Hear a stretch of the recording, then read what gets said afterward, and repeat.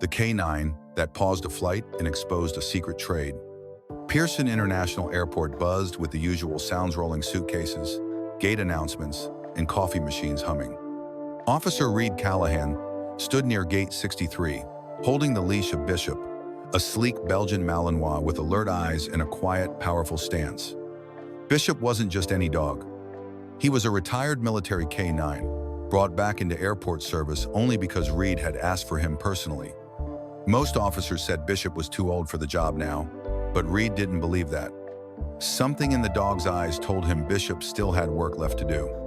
Reed, a 40-year-old Homeland Security officer with lines on his face from years of field duty, didn't talk much. He'd been transferred to airport work after a failed sting 2 years ago, left him doubting himself. Now, he patrolled terminals, watching passengers and double-checking cargo manifests. It wasn't exciting, but it was safe, and safe was all anyone seemed to want from him now. That morning had been normal until 10:22 a.m. A young family was making their way through the boarding area.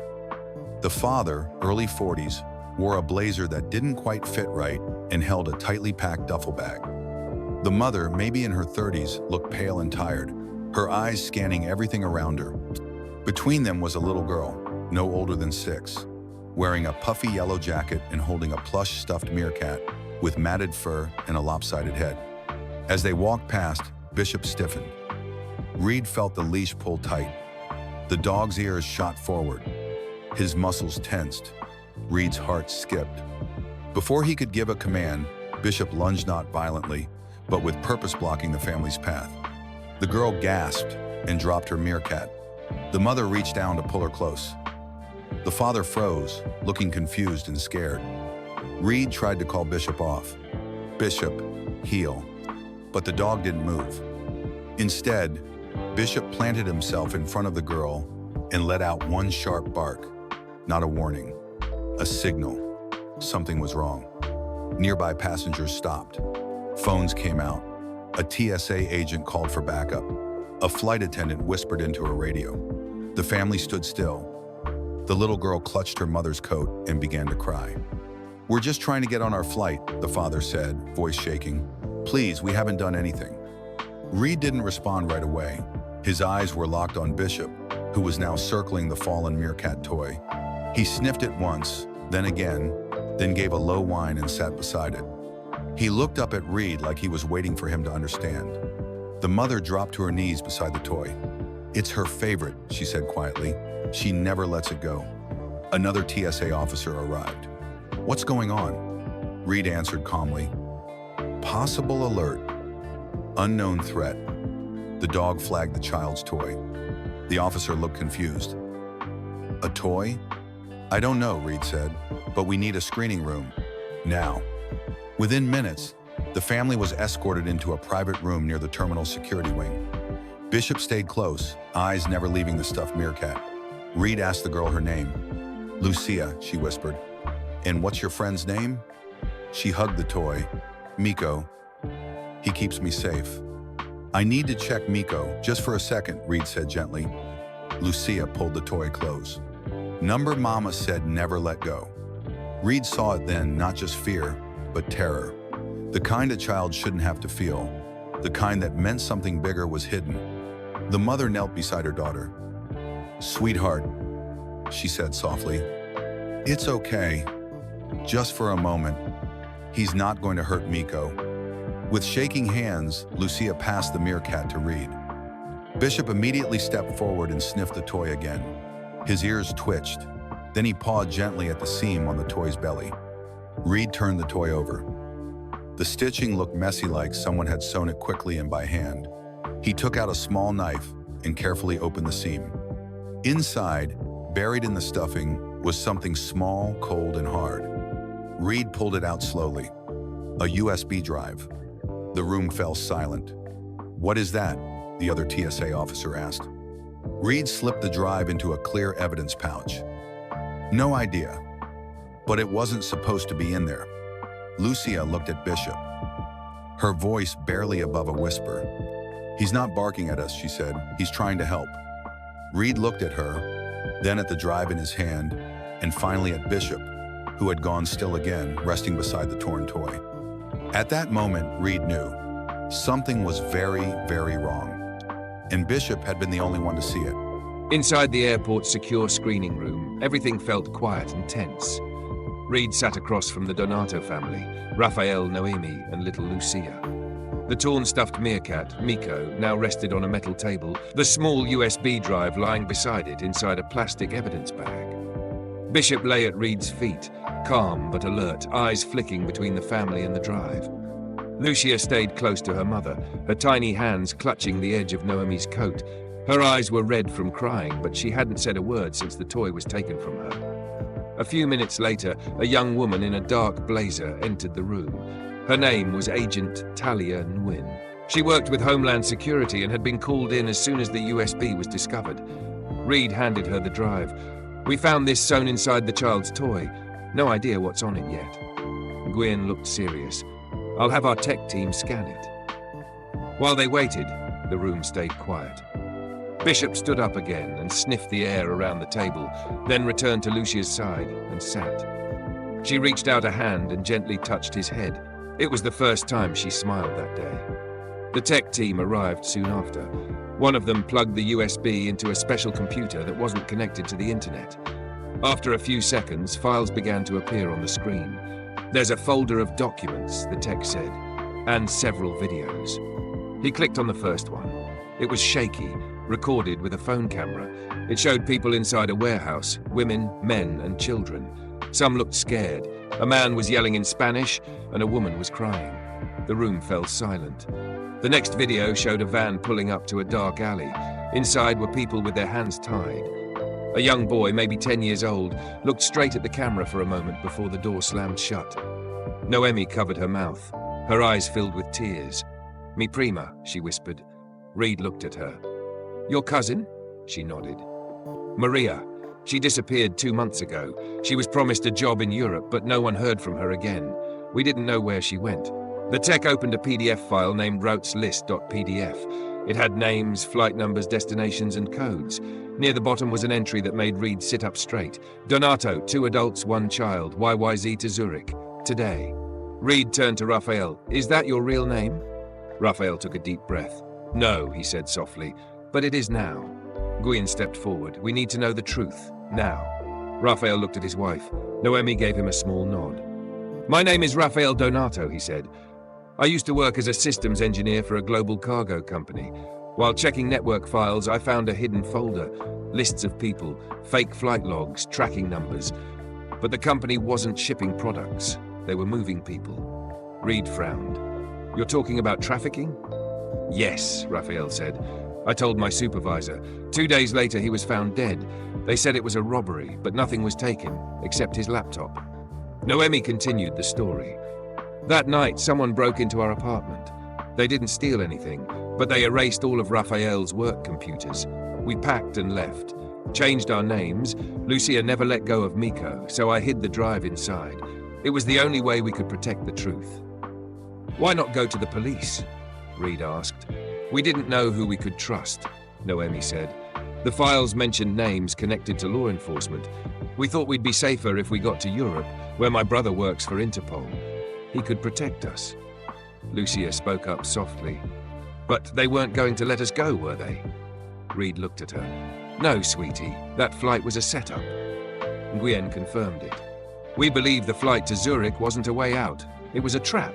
They were going to reroute your flight mid-air, separate you 3, and vanish your records. You wouldn't have made it out of the airport system." Everyone in the room sat still. The truth hung in the air like a weight. Raphael let out a shaky breath. "We never wanted to be heroes. We just wanted to be safe." Reed looked down at Bishop, who was now laying beside Lucia's feet like a protector. "Well," Reed said softly, "you might not have wanted to be heroes, but this dog made sure someone listened." Lucia smiled again and whispered to Bishop, "You're the bravest dog in the world." And Bishop's tail wagged just once. The next morning, Reed stood in a briefing room at a Homeland Security field office near the airport. Agent Talia Nguyen had called in backup, federal agents, digital forensics teams, and airport security leaders. They were planning a quiet raid. The information from the USB drive was serious. It showed that children and families were being moved through airports, not to new homes or jobs, but into secret trafficking routes. The smugglers were hiding behind fake paperwork and using stuffed toys to carry data or tracking devices. Most people never noticed, but Bishop did. According to the files, Nguyen said to the team, another group is set to move through a cargo warehouse just outside the airport today. Reed looked at the map on the screen. That's near Hangar 14. It's isolated. No cameras on the backside. Nguyen nodded. That's where they'll be. Reed and Bishop were sent with a small K9 unit and 2 plainclothes agents. They geared up before sunrise, moving fast but quiet. Reed checked Bishop's harness and knelt beside him. You ready, partner? Bishop looked up with calm eyes and gave a soft bark. As they reached the warehouse, the team moved in slowly. The building was large and grey with few windows. A few vans were parked near the loading dock. The air smelled like cold metal and engine fumes. Everything looked normal, until it didn't. Bishop suddenly froze. He dropped low and stared at a pile of crates stacked near a back wall. Then he slowly walked forward and sat down in front of one crate. That was his signal. Reed moved in and carefully opened the crate. Inside were 3 children's backpacks. Each one looked like it belonged to a normal kid. Stickers, little name tags, and toys clipped to the zippers. But when the agents scanned them, they found something hidden. Small GPS tracking beacons stitched into the lining. Nearby, another team found a locked office. Inside was a printer still warm, a stack of fake boarding passes, and 2 burner phones. One of the phones had a message open. Next load cleared for Zurich. 2A, 1C, final by 12 p.m. That's the Donato family, Reed said quietly. They were today's shipment. Nguyen's voice came through the radio. We've just confirmed there's another USB drive in the crate near you. Reed opened it and found a stuffed elephant. Inside, another flash drive. More videos, more names. Some of the names matched people already missing. Then came the twist no one saw coming. As they scanned the latest files, Reed noticed a name that made his stomach drop. Kira Callahan, age 8, listed on a travel route from Toronto to Istanbul. Reed's heart pounded. That was his niece. He hadn't seen her in over a year. His brother, Mason, had taken her to live up north after a family falling out. He thought they were safe, but now her name was here on this list. Reed rushed to the agents watching the footage. Pull every file with that route. I need to know if she was part of this. Not. A few moments later, they found video from a week earlier. Security footage showing Kira at a bus station with her dad. Nothing seemed wrong. But behind them, another man followed closely. He wore a badge, but not a real one. They were being watched, Reed said. This goes deeper than we thought. Back in the warehouse, an agent shouted, "We have movement." A man in a dark coat was walking toward the loading dock. He carried a clipboard and wore an airport badge. But Reed saw something else. The badge didn't match the uniform. "Stop him," Reed yelled. The man bolted, but Bishop shot forward, barking sharply. The man panicked and tripped. He tried to run again, but Bishop tackled him. Reed rushed in and cuffed him. The man wasn't just a worker, he was a security insider. Later, they found he had helped push families through the system, rerouting them mid-flight and covering the paperwork trail. Back at the station, Reed sat with Nguyen, still holding the file with Kira's name. "I thought this was just about the Donatos," Reed said quietly. "But it's not." "No," Nguyen replied. "It's about all of them. It's about how close this came to your own family." Reed looked down at Bishop, who now lay calmly at his feet, eyes closed, tail thumping softly against the floor. "You knew," he whispered to the dog, "before any of us did." 2 days after the warehouse raid, the Donato family sat quietly in a small safe house just outside the city. It was warm and quiet inside. The curtains were drawn. The furniture was simple. A team of agents stood watch nearby around the clock. Lucia sat at the kitchen table, coloring with a box of crayons. Miko, her stuffed meerkat, had been stitched back together by a kind nurse at the hospital. His head was still crooked, but he looked whole again. Lucia held him close as she colored. Her newest drawing showed Bishop wearing a superhero cape. Noemi sat nearby, sipping tea. She looked less tired than before. Her hands were still shaky, but her voice was steadier. "They said we'll be moved again tomorrow," she told Reed, who had come to check on them. "Somewhere quieter, safer, maybe even new names again." Reed nodded. It's a good place. Your daughter will get to go to school. No one will know what happened. Raphael stood up and shook Reed's hand. Thank you, he said. You and your dog, you saved our lives. You don't owe me, Reed said. Bishop is the one who stopped it. I just listened. Lucia walked over to Bishop and hugged him around the neck. You're my hero, she whispered. Bishop licked her cheek once and wagged his tail. Later that night, back at the Homeland Security Office, Agent Nguyen met with Reed in a dark conference room. They were watching a recording from the second USB drive. It showed another warehouse, this one far away in another country. Children were being moved through it like packages. The sight made Reed's stomach twist. This isn't over, Nguyen said. There are more routes, more people involved. But thanks to you and Bishop, we stopped one shipment. That's a start. Reed looked down at the paper in his hand. It was a list of names, victims, suspects, and missing persons. One name stood out to him more than any other. Luis Callahan, his brother. He had thought Luis left years ago. Some said he quit the job. Others said he got involved in something bad. Now Reed knew the truth. Luis had been trying to blow the whistle on this trafficking ring, just like Raphael. But he had been silenced before he could speak up. Gwen handed Reed a file. This came in from Canada. A photo of a man taken 2 weeks ago in Montreal. The face is blurry, but we think it's your brother.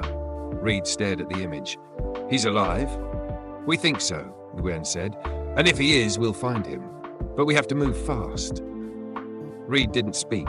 His hand tightened around the file. He looked down at Bishop, who was lying beside the table, ears perked. We saved one family, Reed said softly. Maybe now we can save mine too. The next morning, Reed was back at the K9 training field. Bishop ran through an obstacle course like a pro, fast, focused, unstoppable. Other handlers watched in amazement. He's something special, one of them said. Reed nodded. He doesn't just follow orders, he sees things we miss. Later that day, a reporter called Nguyen asking about the dog that saved a family. She declined to give details. The government wanted to keep it quiet. But within federal offices, Bishop was becoming a quiet legend. His photo now hung in 3 K9 units across the country. That weekend, Reed received a letter. It was a drawing from Lucia. The picture showed her holding Miko in one hand and Bishop's leash in the other. Above them were the words written in big blocky letters, Bishop doesn't bark for no reason. Reed smiled and pinned the drawing to his fridge. That night, he and Bishop sat on his small porch watching the stars. The wind was cold, but Bishop didn't mind. He sat beside Reed, close and calm.